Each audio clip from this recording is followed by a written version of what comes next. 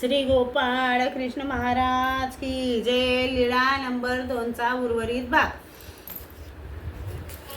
बाईसाने विचारले, बाबा, ज्यामुळे विकार उत्पन्न होतो त्याचा संबंध केल्याने अष्टभोगातील मुख्य भोगाचे सेवन केल्याने नरक होतात का? यावर सर्वज्ञांनी बाईसांना भट्टोबासांना म्हटले, पुरुषू जेतुली जेतुली विषय सेवा करी तेतुला तेतुला धर्मी निबड जाये.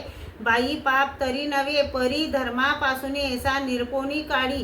श्री म्हणजे मंत्र द्रव्याचा रावोगा आणिके द्रव्ये सेविलेया माजविती. श्री दर्शन मात्रेची माजवी श्री चित्रीची श्री न पावी. यावर सर्वज्ञांनी वर्ज कीटकीयेचा दृष्टांत निरूपण केला. कोणा एका अंताची सवडी वज्र कीटकी लागली असे ते आगी जाळीता जळेना पाणीये बुडेना शस्त्रे छेदेना घनवरी पिटिता परी मरेना सांडसवरी तोडिता परी तुटेना. कोणीची रोगू नेणे अधिका दुःखाची वय एखादा एकू उपावो जाणे तरी रोगू नेणे एखादा रोगू जाणे तरी उपावो नेणे एखादा.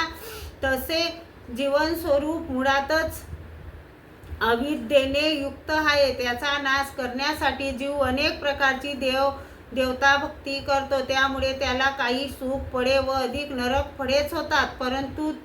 परंतु जो जीव परमेश्वराची अनन्य भक्ती करतो त्या जीवाची अविद्या परमेश्वर कृपाशक्तीने नष्ट करून त्याला मोक्ष देतात. मग भट्टोबासांनी सर्वज्ञांजवळ संन्यास घेतला. श्री गोपाळ कृष्ण भगवान की जय.